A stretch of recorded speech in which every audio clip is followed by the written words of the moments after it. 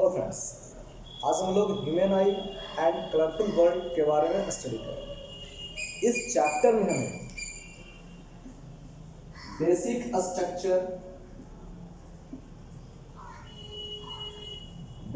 Structure of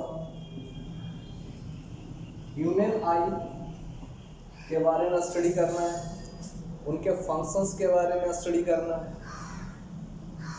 second, defects of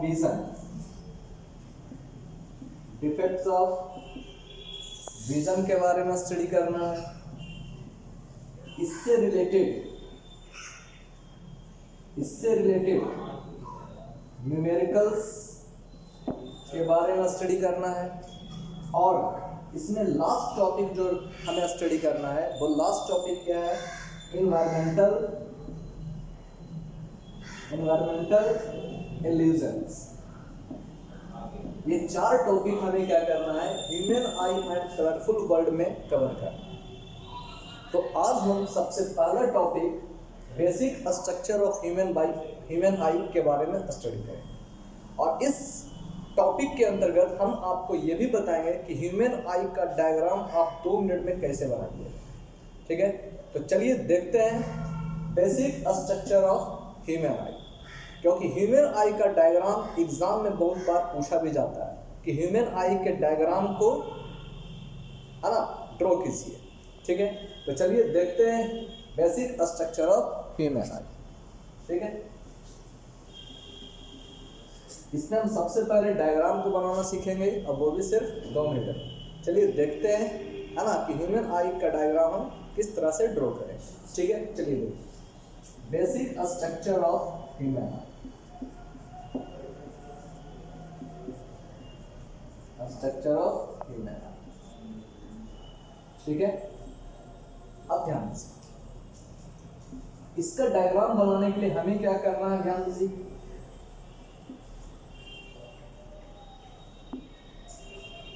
ठीक है, सबसे सिंपल हमें क्या करना है, इस तरह का स्ट्रक्चर सबसे पहले हमें क्या करना है, ड्रॉ कर लेना। ठीक है, सबसे पहले हमें क्या करना है, आई का इस तरह का स्ट्रक्चर हमें क्या करना है, ड्रॉ कर लेना। ठीक है, आप इसे थोड़ा स्फेरिकल ही बना सकते हैं। ठीक है, अब ध्यान दीजिए ये जो पोर्शन है ये ह्यूमन आई का सबसे आउटर सरफेस है। इस आउटर सरफेस को हम क्या कहते हैं, स्क्लेरोटिक का नाम देते हैं। इसे हम स्क्लेरोटिक का नाम देते हैं। ठीक, ये जो स्क्लेरोटिक होता है ये आगे आकर क्या होता है, 2 पार्ट में डिवाइड करता है। ठीक, ये जो होता है वो आगे आकर क्या होता है, 2 पार्ट में डिवाइड करता है। ठीक है, वो 2 पार्ट क्या होता है,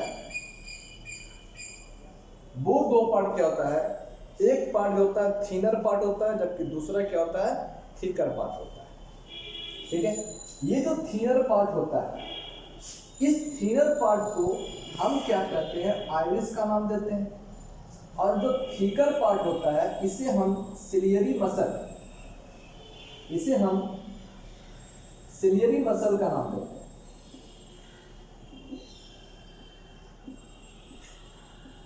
सिलियरी मसल का नाम। ठीक है, तो कहा जा रहा है कि ये जो आउटर सरफेस है, सबसे अपर सरफेस है ना, ये अपर सरफेस क्या कहलाता है, स्क्लेरोटिक कहलाता है, जो आगे आकर 2 पार्ट में डिवाइड हो जाता है। ठीक, एक थिनर पार्ट में, दूसरा क्या होता है, थिकर पार्ट। इसका जो थिनर पार्ट होता है that is called iris and the thicker part is called ciliary muscle. ठीक है, सिमिलरली हम क्या करेंगे, यहां भी उसी तरह से अप्लाई करेंगे।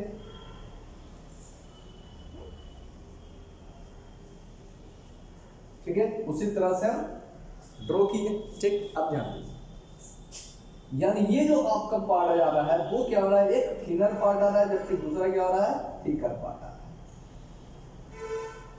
ठीक है, थिनर पार्ट और थिकर पार्ट। अब ध्यान दीजिए ये जो आपका दिया हुआ है सबसे अपर सरफेस है, इसके जस्ट नीचे वाले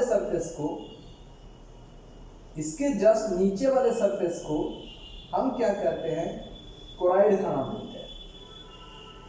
इसे हम कोराइड का नाम देते हैं। ठीक है। सबसे अपर सरफेस को हम स्क्लेरोटिक करते हैं और उसके नीचे वाले सरफेस को हम कोराइड का नाम देते हैं, ठीक है। और इसी के जस्ट नीचे वाले सरफेस और कोराइड के सबसे नीचे वाले सरफेस यानी inner most surface of the human I, inner most surface of the human आई, ठीक है, इसे हम क्या करते हैं, इसे हम रेटिना का नाम देते हैं, ठीक है। यानी सबसे ऊपर वाला जो सरफेस है इसे कहते हैं स्क्लेरोटिक, मिडिल वाला जो सरफेस है, बीच वाला जो है, इसको कहते हैं कोराइड, और सबसे इनर मोस्ट सरफेस जो होता है ना, इनर मोस्ट लेयर जो होता है उसे हम क्या कहते हैं, रेटिना का नाम देते हैं, ठीक है, रेटिना का नाम देते हैं। अब ध्यान दीजिए, ये जो आगे की ओर क्या होता है, ये जो स्क्लेरोटिक जो होता है ये आगे की ओर थोड़ा सा क्या होता है, ये बल्गिंग आउट होता है, ये क्या होता है, थोड़ा सा बल्गिंग आउट होता है, ठीक है। आप ध्यान दीजिए,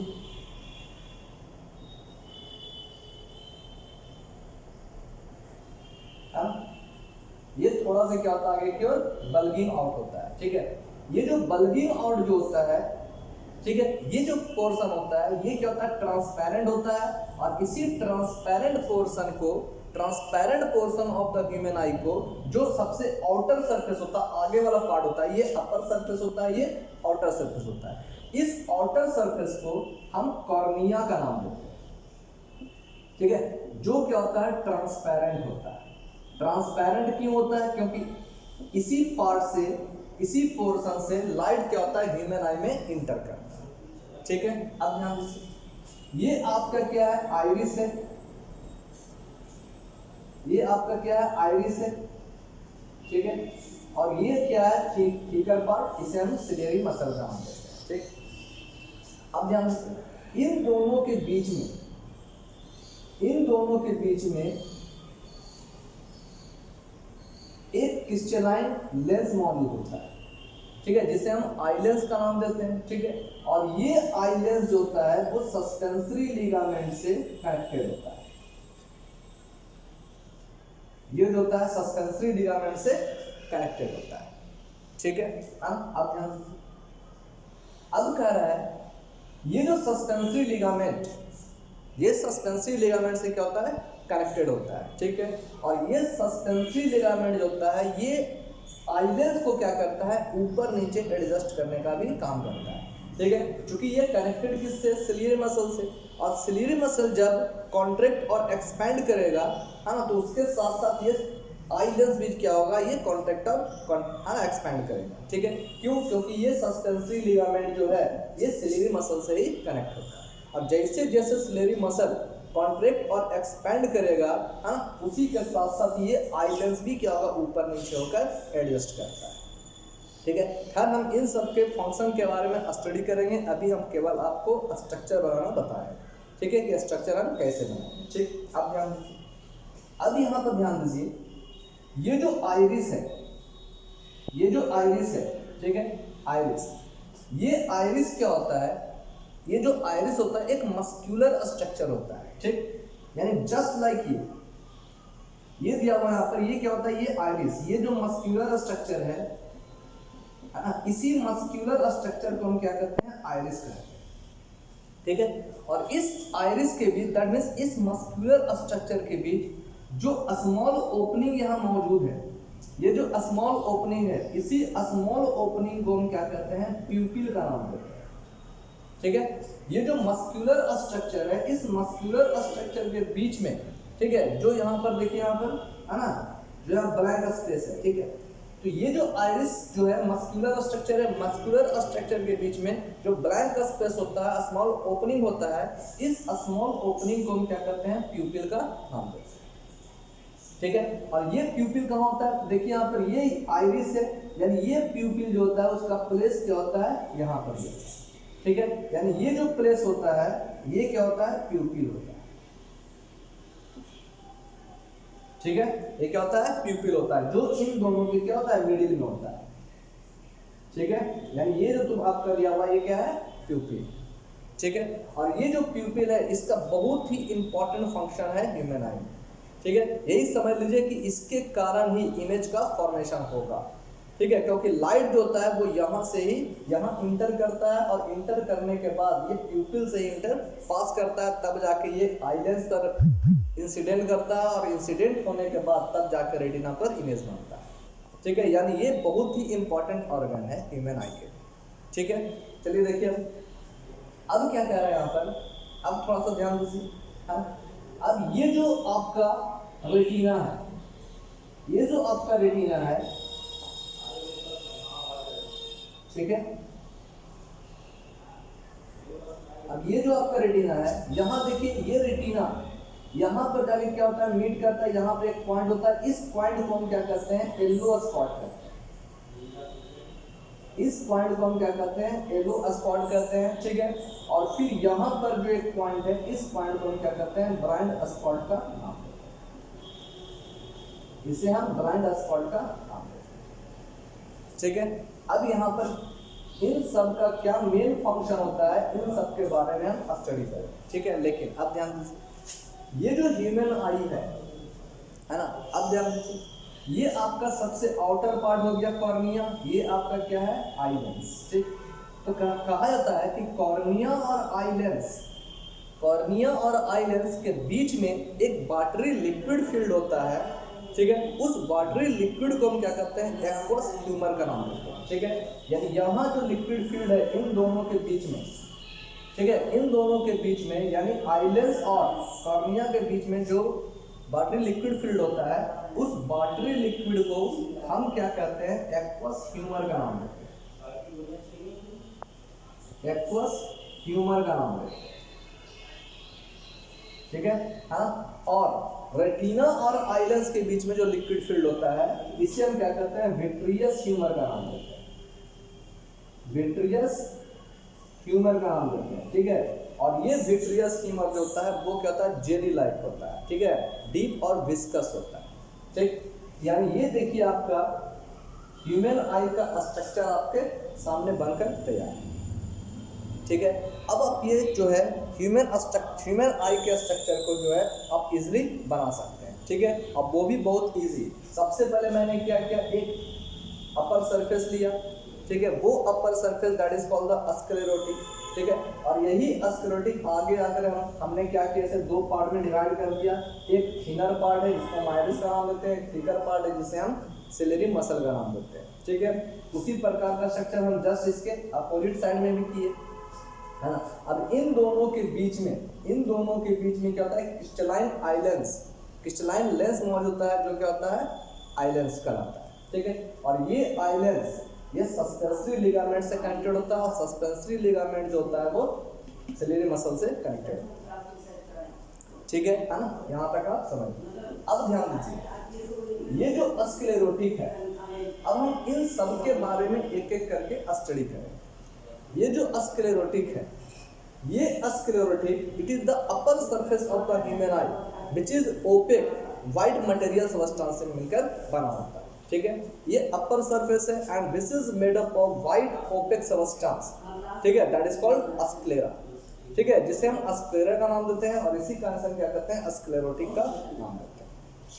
ठीक है, और ये जो व्हाइट ओपेक सब्सटेंस होता है, ये व्हाइट प्रोटीन से मिलकर बनता है। ठीक है, और चूंकि इसका most portion of human eyes होता है, इसका most portion of the eyeball जो होता है, वो covered by the sclera and that's why it is called the white portion of the eye. इसी कारण हम स्क्लेरोटिक को white portion of the eye के नाम से जानते हैं। ठीक है, यानी ये जो स्क्लेरोटिक है, ना, ये अपर सरफेस है ना, और इसी को हम क्या करते हैं, क्योंकि ये व्हाइट ओपेक सब्सटेंस से मिलकर बनता है, और वो व्हाइट ओपेक सब्सटेंस प्रोटीन का बना होता है, और इसी कारण जो है इसे हम white portion of the eye के नाम से भी जानते हैं। ठीक है, यानी sclerotic is also known as white portion of the eye. ठीक, अब ध्यान, ये जो आपका क्या हो गया, white portion of eye, white portion of eye. ठीक है, अब चूंकि ये व्हाइट पोर्शन ऑफ आई है, और ये क्या है, ओपेक सब्सटेंस है, ये ओपेक होता है, ओपेक के साथ साथ ये क्या होता है, टफ होता है। ठीक है, ओपेक के साथ साथ ये क्या होता है, थोड़ा सा टफ होता है, और इसी कारण क्या करता है, इट प्रोटेक्ट आई, ये क्या करता है, it protects the I from the external injury, और इसी कारण ये क्या करता है, ह्यूमन आई को एक्सटर्नल इंजुरी से बचाने का काम करता है। ठीक है, तो स्क्लेरोटिक का मेन फंक्शन क्या हो गया, it protects the human I from the external injury. ठीक है ना।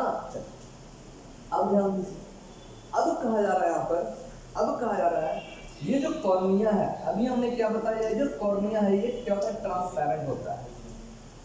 ठीक है, ट्रांसपेरेंट होता है, और ट्रांसपेरेंट के साथ साथ ये क्या होता है, फोटो सेंसिटिव होता है, फोटो सेंसिटिव भी होता है।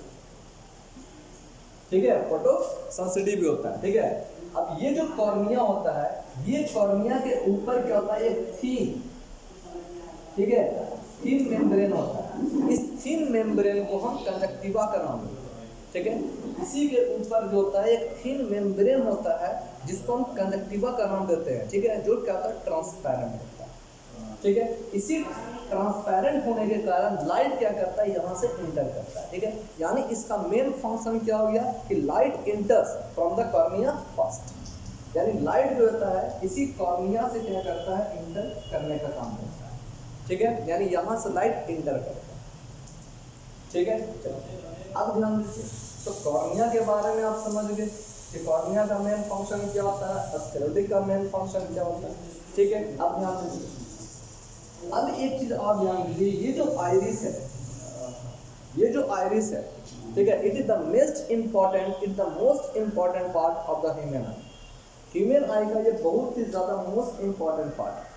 क्यों मोस्ट इंपॉर्टेंट पार्ट है, क्योंकि ये जो आइरिस होता है, ये जो आइरिस होता है, इट कंट्रोल्स, ठीक है, इट कंट्रोल्स द लाइट। ये लाइट को क्या करता है, कंट्रोल करने का काम करता है। ठीक है, ये लाइट को क्या करता है, कंट्रोल करने का काम करता है। ठीक है ना। और इसके साथ साथ ये क्या करता है, it also controls the size of प्यूपिल। ये प्यूपिल के साइज को क्या करता है, कंट्रोल करने का काम करता है। ठीक, अब जब प्यूपिल के साइज को कंट्रोल करेगा तो लाइट क्या हो जाएगा, अपने आप कंट्रोल हो जाएगा। यानी हम कह सकते हैं यहाँ पर कि आइरिस का मेन फंक्शन क्या हो गया, it controls mainly the size of the, है ना, प्यूपिल। ये प्यूपिल के साइज को क्या करता है, कंट्रोल करने का काम करता है। ठीक, अब यहाँ पर एक क्वेश्चन आ रहा है कि आखिर ये प्यूपिल के साइज को कंट्रोल करता है, इसका मतलब क्या है। ठीक है, तो देखिए यहाँ पर प्यूपिल के बारे में हमने क्या बताया कि प्यूपिल क्या है, एक स्मॉल ओपनिंग है। ठीक है, this is present between the, between the iris. जो आइरिस के बीच में जो स्मॉल ओपनिंग होता है उसको हम क्या करते हैं, प्यूपिल का नाम देते हैं। ठीक है, अब सोचिए, अब ये प्यूपिल जो होता है, जब इसमें लाइट इंटर करता है, कहाँ से, कॉर्निया से। ठीक है, जब कॉर्निया से लाइट इंटर किया, इंटर करने के बाद, है ना, जब प्यूपिल से लाइट इंटर करने लगता है तो ये जो प्यूपिल होता है, ठीक है, वो चाहे तो कॉन्ट्रैक्ट कर जाता है, चाहे तो रिलैक्स कर जाता है। ठीक है, चाहे तो यहाँ पर कॉन्ट्रैक्शन होता है, चाहे तो यहाँ पर प्यूपिल का रिलैक्सेशन होता है। मतलब यहाँ पर चाहे तो प्यूपिल क्या होगा, सिकुड़ जाएगा, चाहे तो रिलैक्स कर जाएगा। ठीक है, अब ये प्यूपिल कॉन्ट्रैक्ट और रिलैक्स क्यों कर जाता है, आखिर ये सिकुड़ जाता है और फैल जाता है, क्यों फैल जाता है, सिकुड़ जाता है। ठीक है, तो ये डिपेंड करता है इंटेंसिटी ऑफ लाइट पर। ठीक, अगर यहाँ पर, अगर इंटेंसिटी ऑफ लाइट, अगर ब्राइट लाइट होगा, अगर इंटेंसिटी ऑफ लाइट अगर हाई होगा, हाई इंटेंसिटी ऑफ लाइट, ठीक है, अगर हाई इंटेंसिटी ऑफ लाइट, ठीक है, जब प्यूपिल पर अगर मान लें इंसिडेंट करता है तो ये प्यूपिल क्या होता है, कॉन्ट्रैक्ट कर जाता है। ठीक, लेकिन अगर डीम लाइट, मतलब क्या हो गया, इंटेंसिटी ऑफ लाइट क्या हो, लो इंटेंसिटी ऑफ लाइट,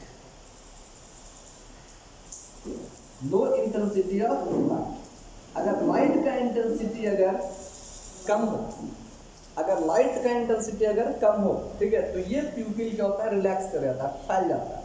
ठीक है, अब सोचिए, यानी ये जो प्यूपिल है वो क्या करता है, कॉन्ट्रैक्ट करता है या फिर रिलैक्स करता है, ठीक है। जब कॉन्ट्रैक्ट करेगा तो लाइट इंटर क्या होगा, बहुत ही कम अमाउंट में इंटर करेगा। जब प्यूपिल रिलैक्स करेगा मतलब फैल जाएगा तो इसमें क्या होगा, लाइट का अमाउंट बढ़ जाएगा, ठीक है, लाइट का अमाउंट बढ़ जाएगा। अब सोचिए थोड़ा कि अगर यहाँ पर लाइट इंटर किया, ये कॉन्ट्रैक्ट और रिलैक्स किया, ठीक, तो जब ये कॉन्ट्रैक्ट अगर मान लिया, जब ये कॉन्ट्रैक्ट किया, जब सिकुड़ गया, जब प्यूपिल यहाँ से सिकुड़ा, ठीक है, तो ये क्या हो जाएगा, जब ये सिकुड़ेगा तो ये क्या होगा, थोड़ा सा लॉन्गर हो जाएगा और ज़्यादा थिन हो जाएगा, ठीक, यानी ये आगे क्यों क्या हो जाएगा और बढ़ जाएगा। जब ये कॉन्ट्रैक्ट किया, ठीक है, ध्यान दीजिए, जब ये कॉन्ट्रैक्ट किया, जब कॉन्ट्रैक्ट किया सिकुड़ गया तो ये आइरिस जो होगा वो क्या होगा, वो भी क्या होगा, सिकुड़ जाएगा, यानी और थिन हो जाएगा।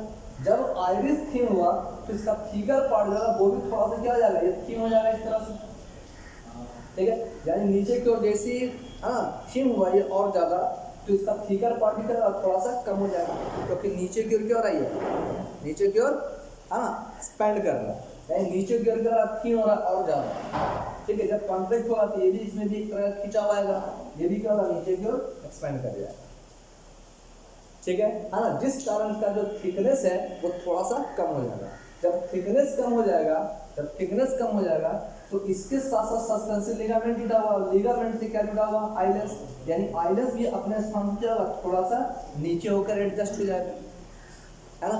उसी प्रकार अगर आइरिस थोड़ा सा रिलैक्स हुआ मतलब फैल गया, जब ये फैलेगा तो ये जो आइरिस है वो क्या होगा, थोड़ा सा यहाँ पर ऊपर की ओर कॉन्टैक्ट होगा। जब ये ऊपर की ओर कॉन्टैक्ट होगा तो ये जो थिकनेस है इसका फिर से क्या हो जाएगा, ये थिकनेस बढ़ जाएगा, और जब थिकनेस बढ़ जाएगा तो फिर आइलेंस क्या होगा, ऊपर की ओर एडजस्ट हो जाएगा।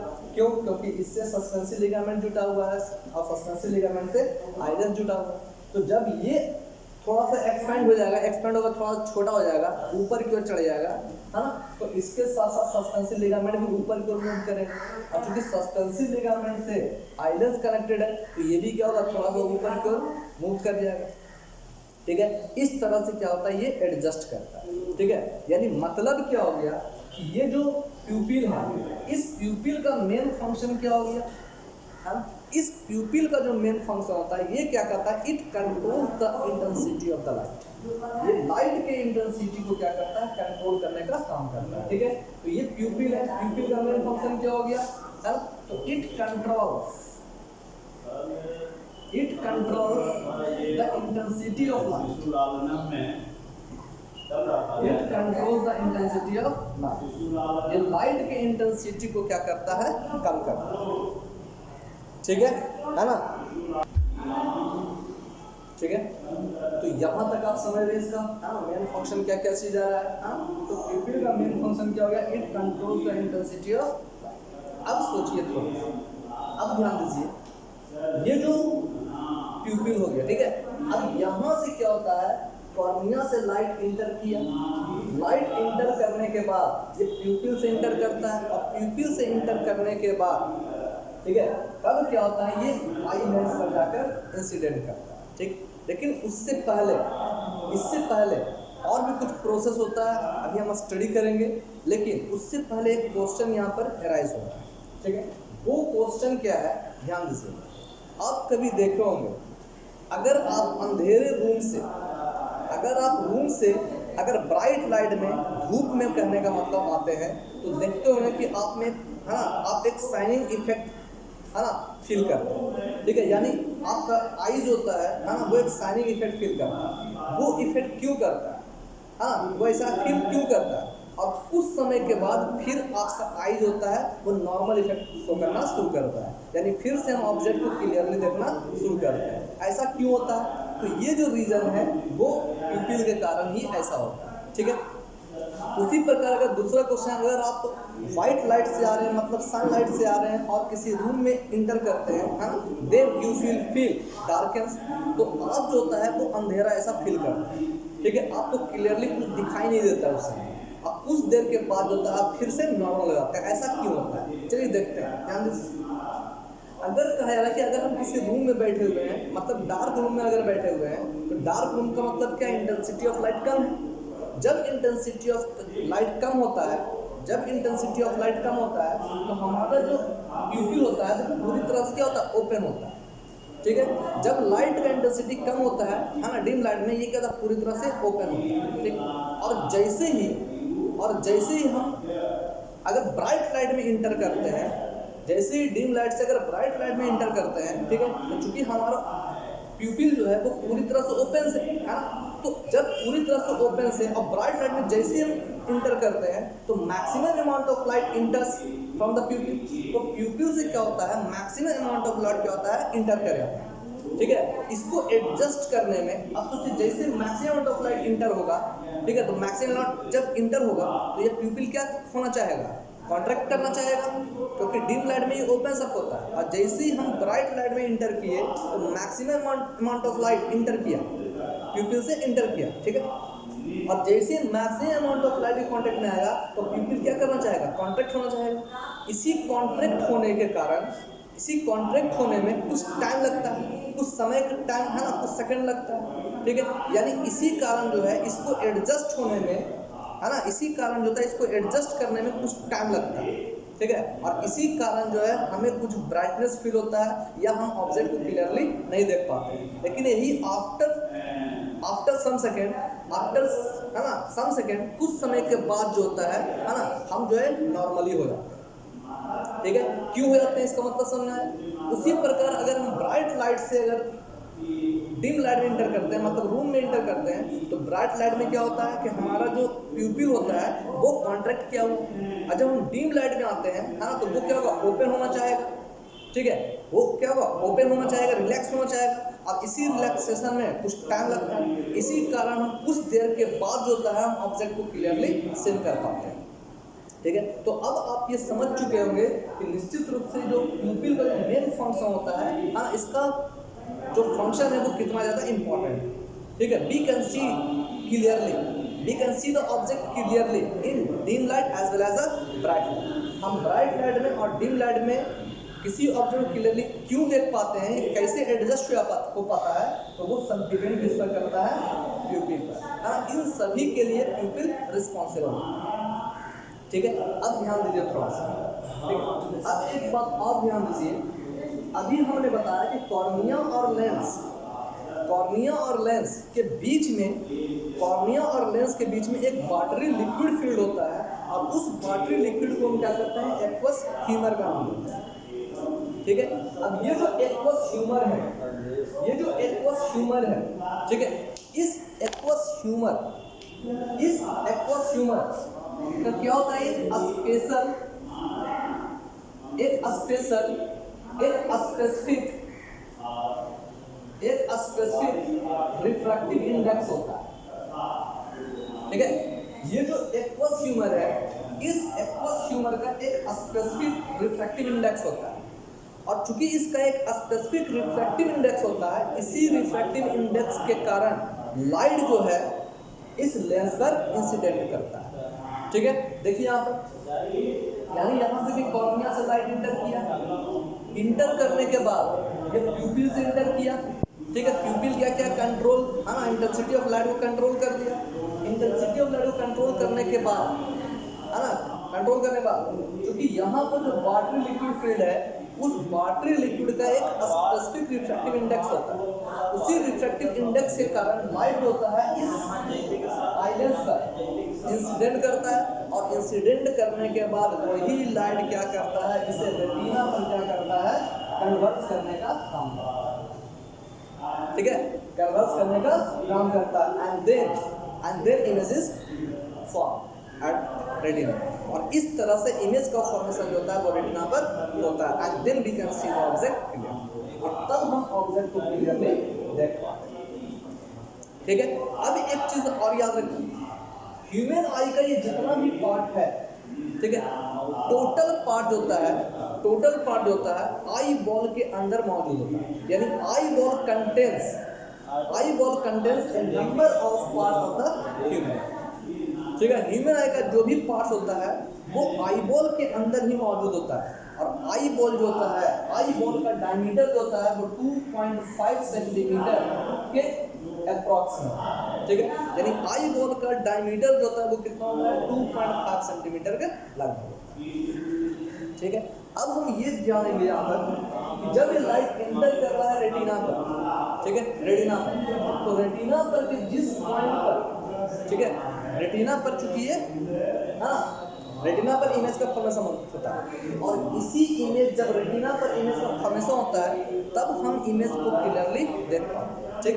अब हम ये जानेंगे कि ये जो रेटिना होता है, ये जो रेटिना होता है, ठीक है, ये जो बना होता है, ठीक है, ये जो बना होता है, इट कंटेन्स, ठीक है, डिटेक्टर्स, ठीक है, it contains detectors of rod shape और कोन शेप, ठीक है, नर्व शेप। यानी ये जो रेटिना जो बना होता है वो किससे बना होता है? डिटेक्टर से बना होता है। डिटेक्टर क्या हो गया? रॉड शेप और कोन शेप नर्व सेल होता है, ठीक है। यानी कह सकते हैं यहाँ पर कि रेटिना जो होता है वो रॉड शेप नर्व सेल्स और कोन सेल्स नर्व सेल्स से मिलकर बना होता है, जिससे हम डिटेक्टर का नाम देते हैं, ठीक है। अब ये जो रॉड शेप जो होता है, ये जो रॉड शेप जो होता है ये बहुत ही ज्यादा क्या होता है? फोटो सेंसिटिव होता है, ठीक है। यानी ये डीम लाइट, ठीक है, यानी ये जो होता है it is responsible, it is sensitive for dim light. ये डीम लाइट के लिए क्या होता है? सेंसिटिव होता है। जबकि कोन शेप जो होता है ये ब्राइट लाइट के लिए सेंसिटिव होता है, it is responsible for bright light. यानी ब्राइट लाइट के लिए सेंसिटिव होता है एज वेल एज, ठीक है, ये कलर के लिए भी रिस्पॉन्सिबल होता है, कलर के लिए भी रिस्पॉन्सिबल होता है। अब आप एक बात समझ लीजिए कि अगर मान लिया कि आई में एक ऐसा डिफेक्ट है जिसको हम कलर ब्लाइंडनेस का नाम देते हैं, वो कलर ब्लाइंडनेस किससे रिलेटेड होगा? निश्चित रूप से कॉन्सेप्ट नर्व सेल से रिलेटेड होगा, जो कहाँ मौजूद होगा? रेटिना पर। यानी कलर ब्लाइंडनेस जो रिलेटेड होगा, ये जो डिजीज है वो किससे रिलेटेड होगा? तो निश्चित रूप से आप कह सकते हैं रेटिना से रिलेटेड होगा। और रेटिना में जो डिटेक्टर मौजूद होता है, जो कॉन्सेप्ट नर्व सेल होता है, उससे रिलेटेड होगा, ठीक है, क्योंकि कॉन्सेप्ट नर्व सेल जो होता है it is responsible for colour, है ना। यानी कलर को डिटेक्ट करने के लिए हम कॉन्सेप्ट नर्व सेल का, है ना, कॉन्सेप्ट नर्व सेल ही रिस्पॉन्सिबल होता है, ठीक है ना। अब ध्यान दीजिए, अब कर रहा है इन सब के बारे में, ठीक है, क्योंकि आप शॉर्ट लेक्चर को आप समझ चुके हैं, ठीक है। अब आप ये समझ चुके होंगे कि ह्यूमन आई में ये जो मेन पार्ट है, इन सभी का मेन फंक्शन कौन कौन होता है, ठीक है। अब हम ये जानेंगे कि ये जो रेटिना होता है, ठीक है, इस रेटिना में रॉड शेप का फंक्शन क्या होता है, कौन शेप का क्या फंक्शन होता है, ठीक है। इसके अलावा येलो शेप, है ना, येलो जो स्पॉट होता है उसका क्या मेन फंक्शन होता है, ब्राइट स्पॉट का क्या मेन फंक्शन होता है, और नर्व सेल का क्या मेन फंक्शन होता है, ठीक है। इन सब के बारे में हम नेक्स्ट वीडियो में, है ना, डिस्कस करें, ठीक है। तब तक के लिए सेफ रहें, और अगर मेरा वीडियो अच्छा लगे तो प्लीज़ लाइक शेयर और सब्सक्राइब जरूर करें। Thank you.